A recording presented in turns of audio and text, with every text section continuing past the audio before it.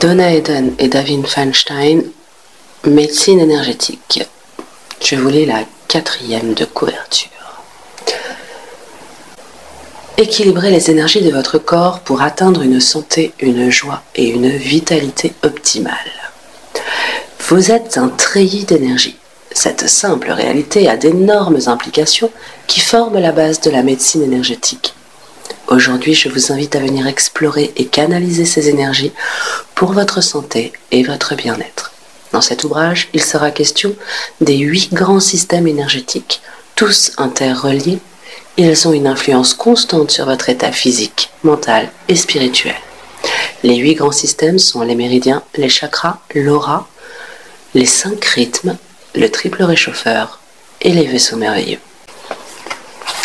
Premier extrait. Le rythme du solstice équinoxe ou de l'été indien, la transition. L'énergie d'une personne dont l'élément est le solstice équinoxe ou la Terre, orientée vers les transitions d'une saison à la suivante, a un rôle de centration, de déplacement d'un côté à l'autre. Le rythme oscille, comme si la personne bougeait au rythme de la Terre même. Les solstices et équinoxes incarnent le rythme de la transition. Au point médian entre 2 saisons, la période de transition est gouvernée par un équilibre des forces opposées. Équilibre qui détient à la fois le passé et l'avenir dans l'instant présent. Le plus familier est l'été indien. Ses couleurs sont vives et merveilleuses. C'est le dernier état de la saison qui s'achève. Ce rythme crée la stabilité dans la transition, assimile le changement et coordonne la saison qui se termine, de même que celle qui commence. Les personnes de solstice équinoxe connaissent la stabilité, comme la balance qui symbolise la justice. Elles incarnent l'équité.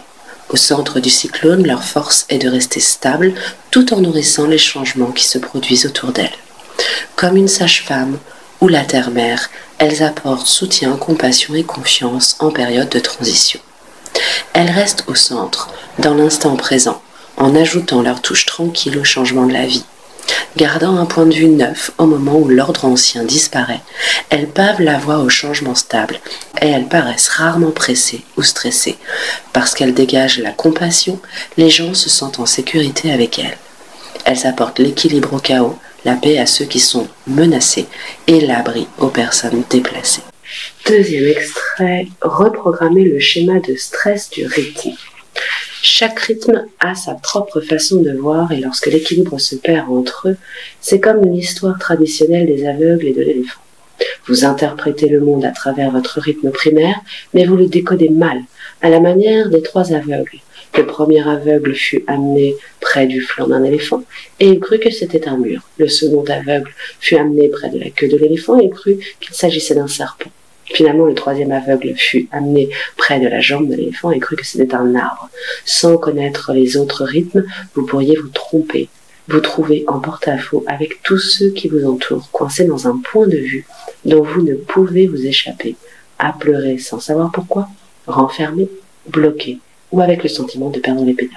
L'émotion de stress de votre rythme primaire peut devenir si envahissante que vous devenez enfoncé dans sa peur, sa colère, sa panique, sa sympathie codépendante ou sa peine. Il est même possible que vous ne reconnaissiez pas que ce sentiment est une émotion. Il peut tout simplement sembler vous montrer comment vont les choses. Travailler avec une émotion de stress problématique peut vous libérer de cette myopie. Vous devez comprendre que du point de vue de votre corps, l'émotion, que ce soit la peur, la colère, la panique, la sympathie codépendance ou la peine, est une réaction positive. Elle est conçue pour vous aider à survivre.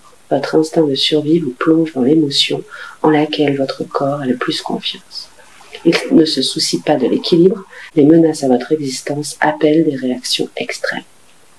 Toutefois, si une émotion de stress vous domine ou a été réprimée en vous, cela peut, en soi, faire des ravages dans l'équilibre de vos rythmes. Au chapitre 3, vous avez appris une technique de reprogrammation de vos schémas de stress. Elle consiste à tenir des points qui empêchent le sang de parvenir à votre cerveau antérieur lorsque vous faites l'expérience d'un facteur de stress. Ici, vous allez tenir les points neurovasculaires additionnels associés à un rythme qui deviennent suractivés lorsque vous êtes soumis à stress. Pratiquez cette technique lorsque vous êtes énormément stressé Vous pouvez alors l'utiliser pour désamorcer un souvenir traumatique.